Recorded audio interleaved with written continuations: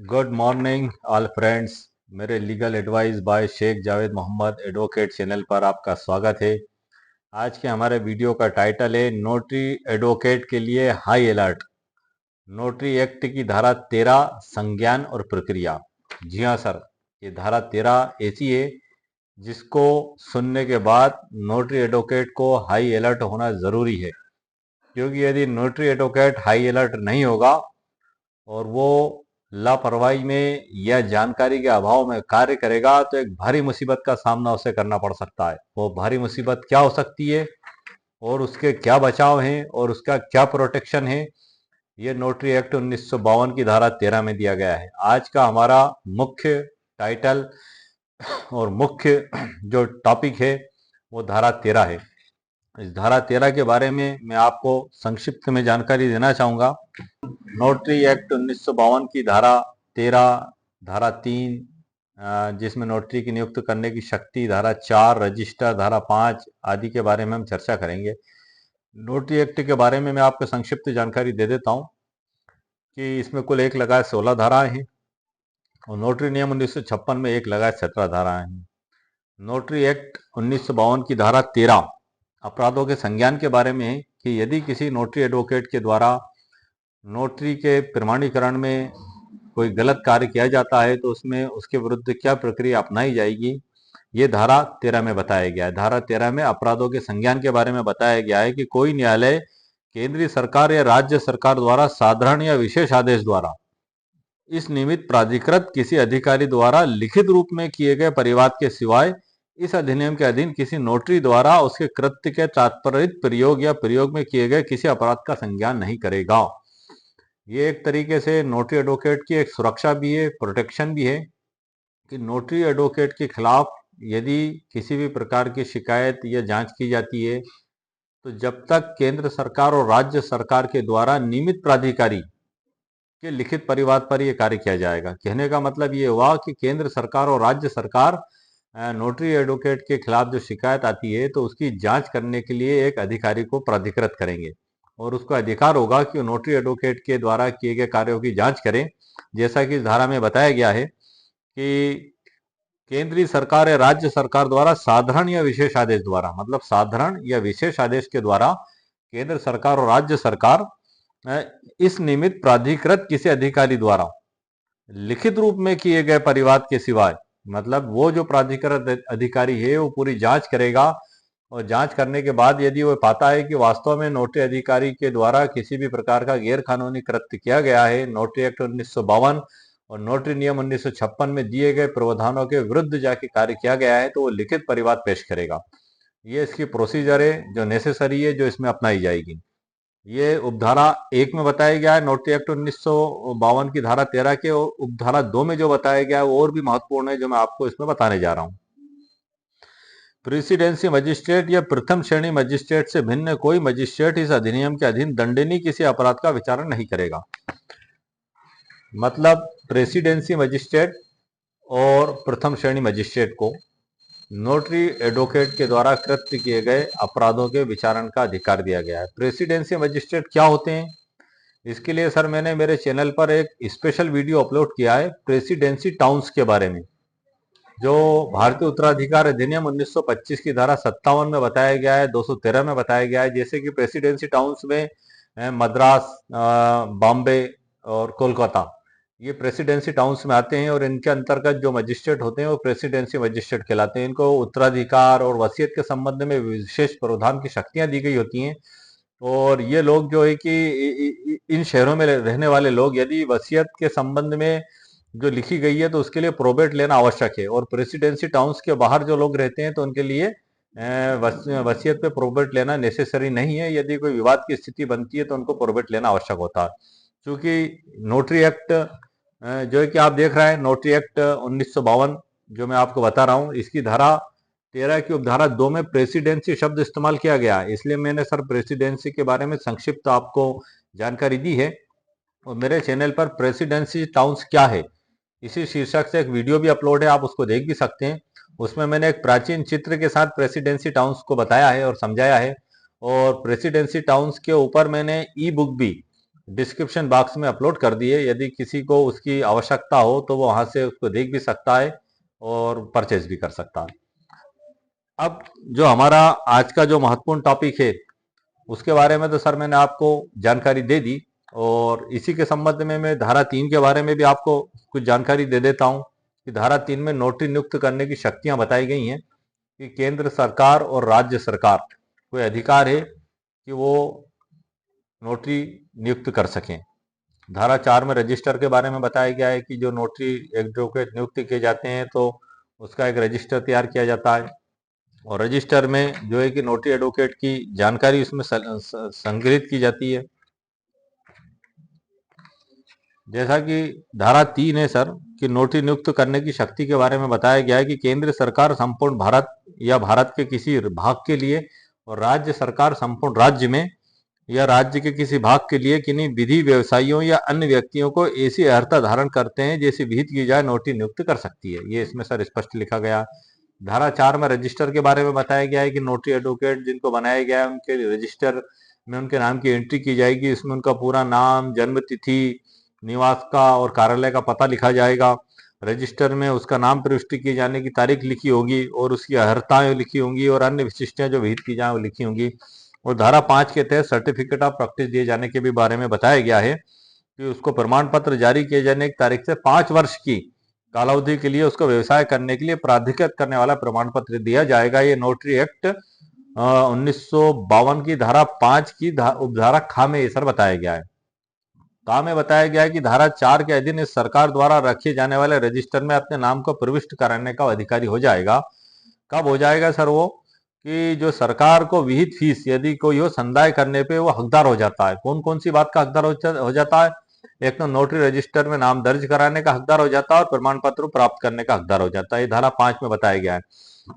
Certificate of practice के संबंध में वर्तमान में पूरे ऑल इंडिया में सभी नोटरी एडवोकेट्स परेशान है। मेरे कई व्यूवर्स के द्वारा कमेंट्स करके मुझसे कहा गया कि सर नोटरी एडवोकेट के संबंध में कोई अपडेट हो तो आप जानकारी दें।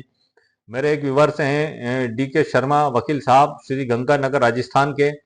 उन्होंने मुझसे विशेष तौर से कमेंट्स करके कहा कि सर आप नोटरी एक्ट 1952 की धारा 13 पर एक स्पेशल वीडियो आप बनाएं, क्योंकि अधिवक्ताओं से संबंधित है, नोटरी अधिवक्ताओं को जागरूक करने से संबंधित है। तो आज का मैंने ये वीडियो स्पेशली धारा 13 पर ही बनाया है और उसकी प्रारंभिक जानकारी मैंने आपको प्रदान कर दी है। इसके अलावा मैंने धारा 13 पर एक ई बुक भी बनाई है, वो स्पेशली नोटरी एडवोकेट्स के लिए है और तकरीबन 30-40 पन्नों की है और उसमें धारा 13 का ही स्पष्ट उल्लेख किया गया है। उसको तकरीबन 10 अध्यायों में मैंने बांटा है और स्पेशली उसमें न्याय दृष्टांतों का भी उल्लेख किया गया है, जिसके बारे में मैं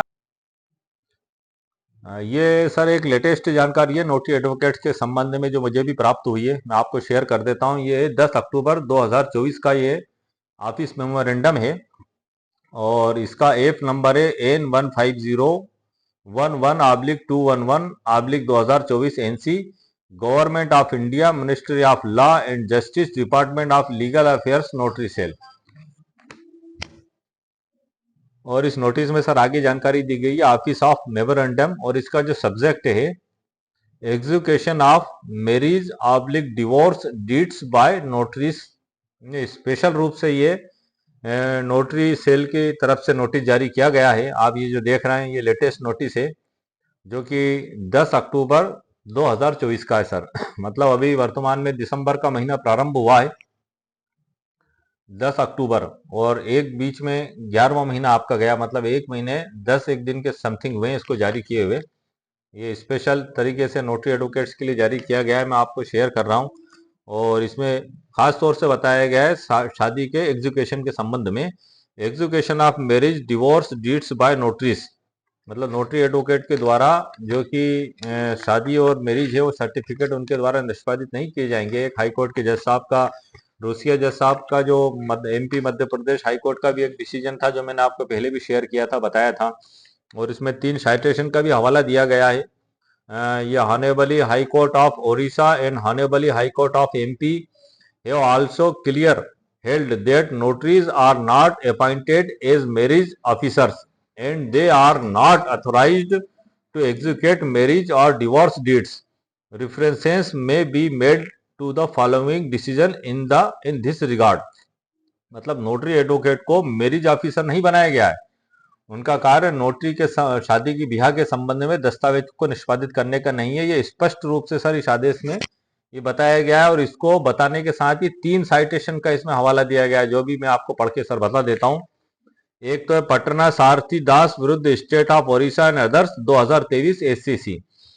दूसरी है Mukesh son of mister Lakshman एट द एक ऑफ Lakshmi Narayan versus the state of MP.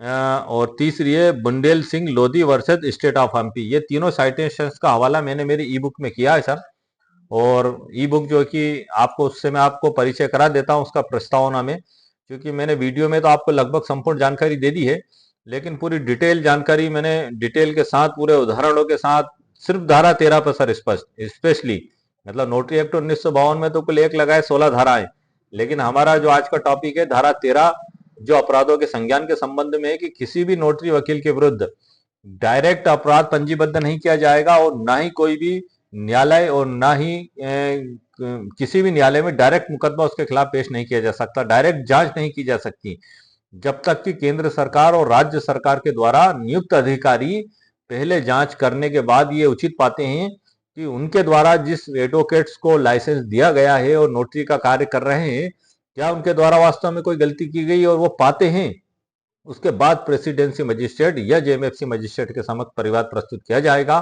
और जिस भी प्रकार से उनका कृत्य होगा उस प्रकार से उनके विरुद्ध जुर्माना या लाइसेंस कुछ समय के लिए सस्पेंड करना या परमानेंट सस्पेंड करना, ये जो भी प्रावधान होंगे तो वो उनके दंड और कृत्य के हिसाब से कार्य किए जाएंगे। तो इसलिए सर मैंने आज के वीडियो में टॉपिक सब नाम इस्तेमाल किया था कि नोटरी एडवोकेट के लिए हाई अलर्ट।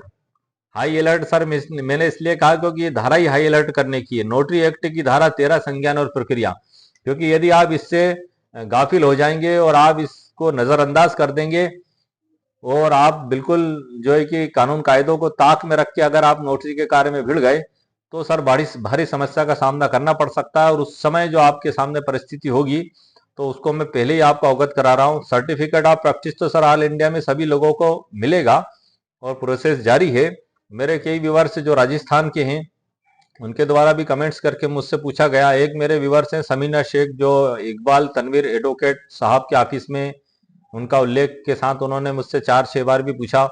मैंने नोटरी सेल भी जानकारी ली है और काफ़ी मैंने प्रयास भी किए, तो ये रिजल्ट निकल के सामने आया है कि सभी लोगों को सर्टिफिकेट ऑफ प्रैक्टिस दिया जाएगा, और प्रोसेस जो देने की है वो जारी है।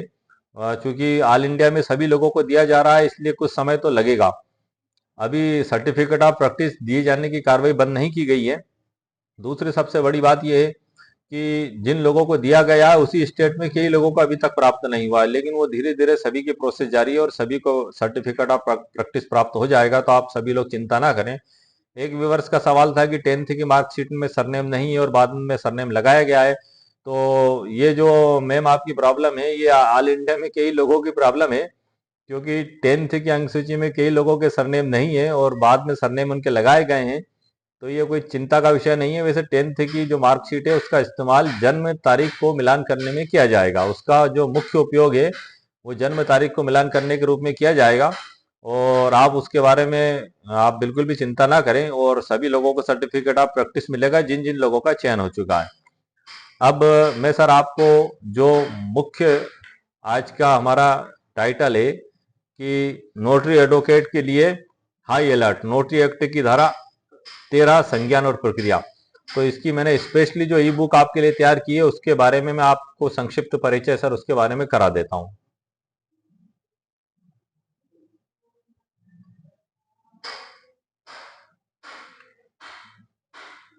ये सर आप देख रहे हैं स्क्रीन पे मैंने स्पेशली ई बुक को ही खोल दिया है।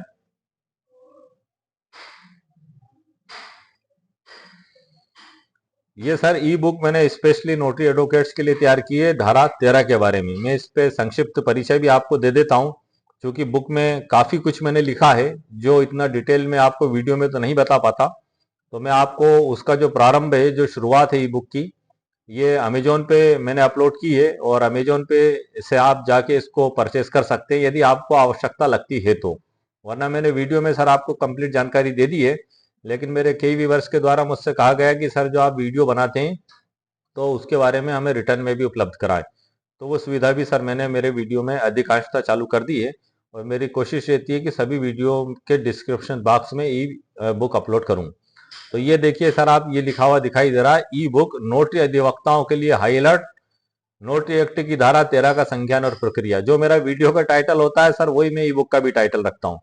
नोटरी एक्ट 1952 की धारा 13 अपराधों का विचारण और अधिकार क्षेत्र, ये इसके बारे में सर बताया गया है, पूरे डिटेल के साथ बताया गया, विस्तार के साथ। इसमें सर 2 लाइन मैंने लिखी हैं, ताकि एक जिसको कहना चाहिए कि इसमें भी एक समझ और सीख छिपी है, जो मैंने 2 लाइन लिखी हैं आपके मेरे ई बुक के प्रारंभ में आपको पढ़ के बता देता हूं।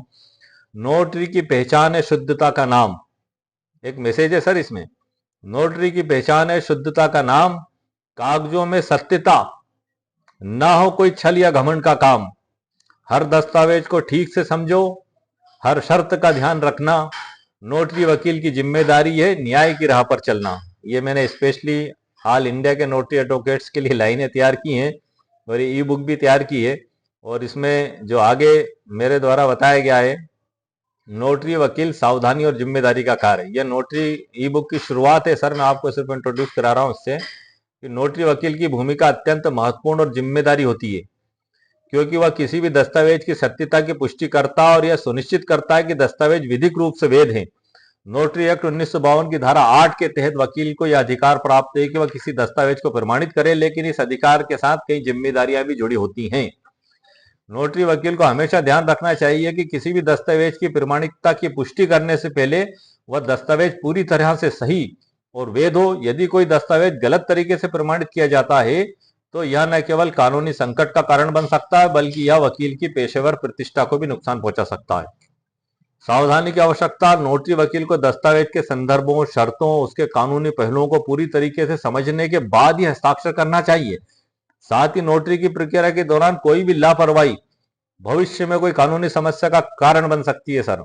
हाई अलर्ट शब्द इस्तेमाल किया है सर मैंने आपको, इसको आप हल्के में ना लेना, क्योंकि अनकरीब सभी को सर्टिफिकेट ऑफ प्रैक्टिस मिलेगा और आप नोटरी का कार्य करेंगे इंशाल्लाह, लेकिन आपको पूरी सचेतता के साथ करना है। इसलिए ये मैंने आप लोगों के लिए स्पेशल वीडियो बनाया है। इसलिए वकील को यह सलाह दी जाती है, नोटरी वकील को, कि वो पूरी पारदर्शिता और ईमानदारी के साथ अपने कार्य को संपन्न करें। ये मैंने ई बुक के प्रारंभ में सर लिखा है, और डिस्क्लेमर भी जैसे कि मैं हर ई बुक में लिख देता हूं, क्योंकि ये मेरी कोशिश है। और उसके बाद जो है कि बुक में जो लिखा हुआ है वो अपनी जगह है, और मेरे द्वारा जो आपको समझाया गया है वो अपनी जगह है। तो एक चेतावनी के द्वारा डिस्क्लेमर भी लिखी गई है, और प्रस्तावना है सर ये हमारे इसकी शुरुआत में, कि नोटरी एक्ट 1952 का उद्देश्य और धारा 13 की भूमिका, ये ई बुक के प्रारंभ में है सर। मैं परिचय करा रहा हूं आपको इस, और साथ में कानूनी जानकारी भी देता जा रहा हूं। इस अधिनियम का कानूनी महत्व और इसे लागू करने का तरीका इसकी प्रस्तावना में बताया है। और अध्याय 1 जो मैंने रखा है, इसमें नोटरी एक्ट 1952 की धारा 13 का उसमें परिचय दिया गया है। धारा 13 की व्याख्या, उसके प्रावधान, केंद्रीय सरकार और राज्य सरकार के आदेशों के अंतर्गत नोटरी द्वारा किए गए अपराधों का संज्ञान, इसके बारे में जानकारी दी गई है। अध्याय 2 में नोटरी के कृत्य और अपराधों का दायरा ये इसमें बताया गया है। और अध्याय 3 में न्यायालयों का अधिकार क्षेत्र, जैसे कि प्रेसिडेंसी टाउन और जेएमएफसी हैं, उनके क्या अधिकार क्षेत्र होंगे, और जो स्पेशली अधिकारी नियुक्त किए गए नोटरी वकील के खिलाफ शिकायत की जांच करने के, वो किस प्रकार से जांच करेंगे, क्षेत्राधिकारी, सभी इसमें बताया गया है। अध्याय 4 मैंने इसमें बताया, इसमें अपराधों के संज्ञान के बारे में बताया है। अध्याय 5 में प्राधिकृत अधिकारी द्वारा क्या आदेश किए जाएंगे उसके बारे में जानकारी दी है। अध्याय 6 में प्रेसिडेंसी मजिस्ट्रेट और प्रथम श्रेणी मजिस्ट्रेट के बारे में सर मैंने बताया है। और अध्याय 7 में अपराधों का विचारण और दंड के बारे में सर मेरे द्वारा इसमें जानकारी दी गई है। अध्याय 8 में प्राधिकृत अधिकारियों और मजिस्ट्रेटों का कार्यक्षेत्र के बारे में बताया है। भारतीय उत्तराधिकार अधिनियम 1925 की धारा 57 के बारे में भी बताया है, क्योंकि जो नोटरी एक्ट 1952 की धारा 13 है, उसमें प्रेसिडेंसी मजिस्ट्रेट और प्रथम श्रेणी मजिस्ट्रेट का उल्लेख आया है कि इनको नोटरी वकील के विरुद्ध जो भी शिकायत या जांच होगी उसका क्षेत्राधिकार दिया गया है। इसलिए प्रेसिडेंसी को स्पेशली मैंने इसमें डिफाइन किया है, और भारतीय उत्तराधिकार अधिनियम 1925 के हवाले से भी डिफाइन किया, और एक वीडियो मेरे चैनल पर ऑलरेडी अपलोड है जिसे आप देख सकते हैं। अध्याय 10 में समापन और निष्कर्ष के बारे में सर इसमें मैंने बताया है। तो ये सर अध्यायों का परिचय हो गया, और इस प्रकार से इसके अंत में मैंने जो न्याय दृष्टांत आपको, ये जो वर्तमान का जो नोटिस है, नोटिस सेल का 10 अक्टूबर 2024 का। उसमें जो 3 न्याय दृष्टांत दिए गए हैं उनका सारांश और उसकी व्याख्या भी इस ई बुक के अंत में मैंने लिखी है। और ये ई बुक अमेजोन पे अपलोड है और अपलोड हो चुकी है, और डिस्क्रिप्शन बॉक्स में इसको मैंने नीचे भी अपलोड कर दिया है। आप वहां से इसको, यदि आपको आवश्यकता लगती है तो आप इसको आप परचेस कर सकते हैं, क्योंकि इसमें पूरी डिटेल जानकारी है। ये काफ़ी पन्नों में तैयार की गई है, कई उदाहरणों के साथ तैयार की गई है, और 99 रुपीज़ इसकी कीमत मैंने रखी है सिर्फ हमारे नोटरी एडवोकेट्स के लिए, कि जिसको भी अगर लगता है कि धारा 13 की विशेष तौर से वो अध्ययन करना चाहता है तो इस ई बुक को वो परचेज भी कर सकता है और उसके द्वारा वो उपयोग भी कर सकता है। और आज की तारीख में जो नोटरी एक्ट 1952 है उसकी मैंने लगभग पूरी जानकारी आपको दे दी है। और यदि आपको इसके अतिरिक्त भी किसी भी प्रकार की नोटरी की जानकारी की आवश्यकता होती है तो आप कमेंट्स करें, मैं उसके बारे में आपको संपूर्ण जानकारी दूंगा। अभी मध्य प्रदेश में भी नोटरी से रिलेटेड कोई जानकारी प्राप्त नहीं हुई है, न ही कोई ओपन हुआ है उसमें पोर्टल पे। अभी 5 स्टेटों की जानकारी थी जहां तक मुझे, मैंने आप लोगों को प्रदान कर दी है। और उसके बाद इसके अलावा भी नोटरी पोर्टल की समस्याएं कैसे सुलझाएं, इस टॉपिक पे भी मैंने मेरे चैनल पर वीडियो अपलोड कर दिया है। जो है कि पोर्टल पर कैसे चेक करें कि हमारी स्टेट ओपन हुई है या नहीं, इस पे भी मैंने वीडियो अपलोड कर दिया है। जन्म तिथि मिसमैच है, हम क्या करें, ऐसे कई लोगों के सवाल है, उस पर भी मैंने एक स्पेशल वीडियो बना के चैनल पर अपलोड कर दिया है। उसके बाद चलो तो हस्ताक्षर मिसमैच, सॉरी हस्ताक्षर नहीं, जन्म तिथि मिसमैच के अलावा भी मैंने 2-3 वीडियो और अपलोड करें। हाँ, एक वीडियो और अपलोड किया है सर मैंने, कि नोटरी पोर्टल से सर्टिफिकेट ऑफ प्रैक्टिस प्राप्त करने की प्रोसेस, वो कैसे प्राप्त किया जाएगा, उस पर भी एक विशेष वीडियो अपलोड किया है। और नोटरी अधिवक्ताओं से जुड़ी समस्याओं के सवाल और जवाब, एक स्पेशल वीडियो अपलोड किया है मैंने आधे घंटे का, जिसमें मैंने सभी नोटरी एडवोकेट्स के जो मेरे चैनल में मेरे वीडियो के नीचे उन्होंने उनकी समस्याएं लिखी थी, कमेंट्स की थी, उनके सवालों के जवाब भी मैंने दिए थे। और इसमें भी मैंने मेरे कई नोटरी एडवोकेट्स के सवालों के जवाब दिए हैं। और मेरा सभी से यही कहना है कि उसकी प्रोसेस जारी है और आप धैर्य बनाए रखें। अनकरीब सभी लोगों को सर्टिफिकेट ऑफ प्रैक्टिस जरूर दिया जाएगा। और इसके अलावा भी यदि आपको नोटरी से रिलेटेड कोई स्पेशल जानकारी चाहिए तो आप मुझे बताएं, मैं उस पर स्पेशल वीडियो बताऊंगा। क्यों? क्योंकि सर ये जो धाराएं हैं 1 लगाए 16, ये जो धाराएं हैं ये इसमें लिखी हुई हैं, लेकिन इसको समझना बड़ी बात होती है सर, समझना बड़ी बात होती है। क्योंकि यदि आप इनको आप समझ लेते हैं तो आपके लिए आसानी हो जाती है। जैसा कि मैंने धारा 13, हमारे डीके शर्मा वकील साहब ने जो कमेंट्स की थी, तो स्पेशली मैंने वीडियो भी बनाया और ई बुक भी मैंने बनाकर अपलोड कर दी। तो इसी प्रकार से यदि आपको किसी और अन्य धारा के बारे में भी जानकारी आप चाहिए, या इसके अलावा किसी भी टॉपिक पे, किसी भी कानून के क्षेत्र में यदि आपको कानून की जानकारी की आवश्यकता है तो आप कमेंट्स में करें। मैं आपको पूरी जानकारी जहां तक मुझसे बन सकेगी देने की पूरी कोशिश करूंगा। मेरे चैनल पर निशुल्क कानूनी सलाह आम जनता के लोगों के लिए दी जाती है। और जहां तक मेरा प्रयास होता है कि मेरे वीडियो के जरिए उनकी तमाम समस्याओं का समाधान हो जाए, और संभवतः मैं लगभग लगभग उनको ये कानूनी जानकारी प्रदान कर ही देता हूं जिससे उनकी समस्याओं का समाधान हो जाता है। और इसी के अलावा जो व्यूअर्स के द्वारा मुझसे मांग की गई थी, तो वो समस्या भी मैंने हल कर दी है ई बुक के रूप में, अमेजोन पे ई बुक के रूप में उसको मैंने अपलोड कर दिया, और हर वीडियो के डिस्क्रिप्शन बॉक्स में उसकी लिंक भी अपलोड कर देता हूँ। आप वहां पे क्लिक करेंगे तो अमेजोन की साइट पर पहुंच जाएंगे, और वहां से आप बुक, यदि आपको आवश्यकता लगती है, जिन लोगों को लगती है, ये स्पेशली उन लोगों के लिए बनाई है मैंने, कि वो जो लोग चाहते हैं कि सर हमें इसका रिटर्न दो, मुझसे बार बार उन्होंने कहा, कमेंट्स भी करी, और कई उन्होंने मुझसे मैसेज भी भेजे, तो इसलिए मैंने उन सभी लोगों के लिए व्यवस्था कर दी है। और 99 रुपीज सर इसकी ई बुक की प्राइस रखी गई है अमेजोन पे। आप वहां से इसको, यदि आपको आवश्यकता लगती है तो आप परचेज भी कर सकते हैं। और इसके अलावा भी यदि आपको कोई कानूनी जानकारी की आवश्यकता अगर महसूस होती है तो आपका वेलकम है सर, आप मुझे बताएं, मैं जहां तक हो सकेगा आपकी समस्या का समाधान करूंगा।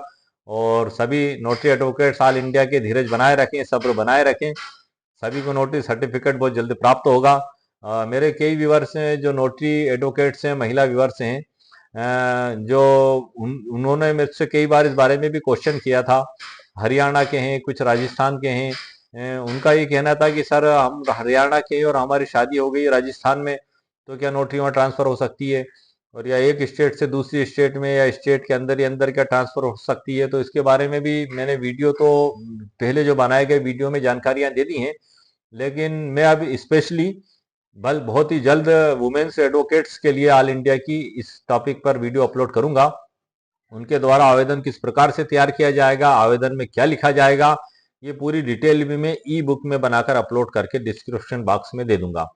यदि किसी नोटरी एडवोकेट्स को और भी इसके अतिरिक्त तो कोई कानूनी जानकारी चाहिए तो बिल्कुल कमेंट्स करें सर, वेलकम है आपका। मैं आपके हर सवाल का जवाब देने के लिए तैयार और तत्पर हूँ।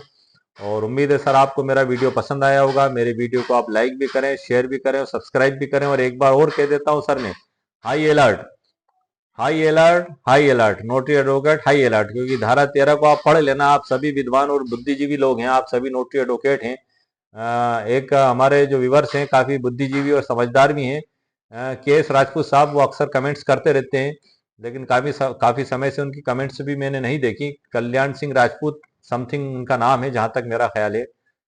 उनसे भी मुझे बहुत कुछ सीखने को मिला है। काफी अनुभवी और विद्वान व्यक्ति हैं और उनके द्वारा भी कई गाइडलाइन मेरे जो पहले वीडियो बनाए थे उसमें मुझे दी गई थी और उनका सजेशन मान के मैंने कुछ करेक्शन भी किए, सुधार भी किए, क्योंकि हमें अपनी गलतियों को सुधारना ही हमारे जीवन का मुख्य लक्ष्य है कि जो गलती हो गई उसको सुधार लो और आगे बढ़ो और दोबारा उस गलती को ना करो। तो मेरा सभी व्यूवर्स से मेरी तरफ से बहुत बहुत बधाई, मुबारकबाद और शुभकामनाएं ऑल इंडिया के नोटरी एडवोकेट्स के लिए। और जिनको अभी प्राप्त नहीं हुआ है सर्टिफिकेट ऑफ प्रैक्टिस, वो अपना दिल छोटा ना करें, सब्र बनाए रखें। और अभी प्रक्रिया चालू है, ऐसा नहीं है कि वो प्रक्रिया बंद हो गई है। जो आप जो एक चिंता और तनाव में, हालांकि चिंता और तनाव हर व्यक्ति को हो जाता है कि उसके साथ वाले को सर्टिफिकेट ऑफ प्रैक्टिस मिल गया। तो मैंने इस संबंध में मेरे कई वीडियो, एक स्पेशल वीडियो भी बनाया है मैंने। आप मेरे चैनल पर सर जाकर देखें तो सही, मैंने आपकी सभी समस्याओं का समाधान कर दिया है। मेरी नोटरी से रिलेटेड तकरीबन 50 वीडियो मैंने अपलोड किए मेरे चैनल पे। एक स्पेशल वीडियो अपलोड किया है कि यदि certificate of practice notary portal के द्वारा समस्याओं को हल किए बगैर ही देने से मना कर दिया जाए तो आप क्या करें। तो उसकी प्रोसेस भी बताइए। शॉर्ट में मैं आपको और बता देता हूं सर उसके बारे में कि यदि आपको सर्टिफिकेट प्रैक्टिस आप नहीं दिया गया है और अभी आपके सामने प्रॉब्लम चल रही है तो आप नोटरी सेल ईमेल भेजें, फोन से संपर्क करें और एक आवेदन तैयार करें लिखित में। उसमें आप आपकी पूरी समस्याएं लिखें और रजिस्टर्ड डाक से भेजें और उसके पोस्ट ऑफिस की रसीद संभाल कर आप रखें और प्राप्ति अभिस्वीकृति रसीद जो वहां से आती है उसको आप संभाल कर रखें। और आपने जो पहले ईमेल भेजी थी और जो डॉक्यूमेंट्स आपने नोटरी सेल भेजे थे उस ईमेल को भी आप संभाल के रखें। और हार्ड जो दस्तावेज भेजे थे उसकी भी आप प्राप्ति अभिस्वीकृति रसीद और पोस्ट ऑफिस की रसीद संभाल कर रखें। और यदि संपूर्ण कार्रवाई समाप्त हो जाती है, मतलब गवर्नमेंट के द्वारा ये घोषणा कर दी जाती है कि अब हमारे द्वारा सर्टिफिकेट ऑफ प्रैक्टिस देने की कार्रवाई समाप्त कर दी गई है, तब जिन लोगों को सर्टिफिकेट ऑफ प्रैक्टिस अगर प्राप्त नहीं हुआ है तो ये डॉक्यूमेंट्स उनके लिए उस समय सर काम आएंगे। उस समय आपको क्या करना होगा, इस पे मैंने सर एक स्पेशल वीडियो बनाया है, तकरीबन आधे घंटे का वीडियो। आप चैनल पे जाके देखें तो सही सर उस वीडियो को, उसमें सारी डिटेल जानकारी दी है मैंने। तो ये सारे दस्तावेज लेके आपको भारतीय संविधान के अनुच्छेद 32 के तहत सर्वोच्च न्यायालय में याचिका भी दायर करने का अधिकार है। वहां पे आप निवेदन कर सकते हैं कि सर नोटरी सेल को आदेशित किया जाए कि हमें सर्टिफिकेट ऑफ प्रैक्टिस दिया जाए। हम योग्य और काबिल होने के बाद भी हमें सर्टिफिकेट ऑफ प्रैक्टिस नहीं दिया गया। तो इस प्रकार से पूरा डिटेल मैंने उस वीडियो में जानकारी दे दी है। और चूंकि कई लोग देख भी नहीं पाते हैं इसलिए मैंने ई बुक भी सर बनाने की प्रोसेस चालू कर दी है कि यदि वो चाहे तो ई बुक उसमें से लेके और अपने पास रख सकते हैं। क्योंकि हो सकता है कि कई लोगों को चैनल पर वो वीडियो ना मिला हो, लेकिन आप ई बुक अगर आप निकाल के अपने पास रख लेंगे तो वो आपकी समस्या उसमें भी हल हो जाएगी।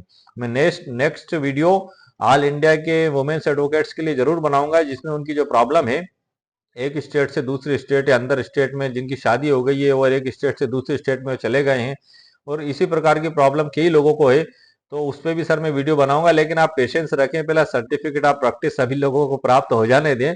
आपके हाथ में सर्टिफिकेट ऑफ प्रैक्टिस पहला आ जाए, उसके बाद की ये प्रोसेस होगी कि आपको आगे क्या कार्य करना है। लेकिन आपको बता दूं कि नोटरी एक्ट 1952 की धारा 8 का में नोटरी एडवोकेट के क्षेत्र के विस्तार के बारे में जानकारी दी गई है। उसमें केंद्र सरकार पूरे राज्य के अंदर एक स्टेट से दूसरे स्टेट में या उस स्टेट के अंदर नोटरी के कार्य क्षेत्र को बढ़ाने का अधिकार रखती है। इसी प्रकार से यदि कोई नोटरी एडवोकेट राज्य सरकार के द्वारा नियुक्त किया जाता है तो उसे राज्य सरकार को क्षेत्र के व्यवसाय के लिए आवेदन देना होगा और राज्य सरकार पूरी स्टेट में उसके कार्य के क्षेत्र को बढ़ाने की शक्ति रखती है। केंद्र सरकार पूरे भारत में उसके कार्य क्षेत्र को बढ़ाने की शक्ति रखती है। इसमें किस प्रकार से आवेदन लिखा जाएगा, उसमें क्या दस्तावेज संलग्न किए जाएंगे, इस पर मैं पूरी कोशिश करूंगा कि नेक्स्ट वीडियो आपके लिए बनाऊं, क्योंकि ये वीडियो काफी लंबा हो जाएगा अगर मैंने उसके बारे में भी आगे की जानकारी दी तो उम्मीद है सर आपको मेरा वीडियो पसंद आया होगा। मेरे वीडियो को आप लाइक भी करें, शेयर भी करें और सब्सक्राइब भी करें। ओके, शुक्रिया, थैंक यू सर।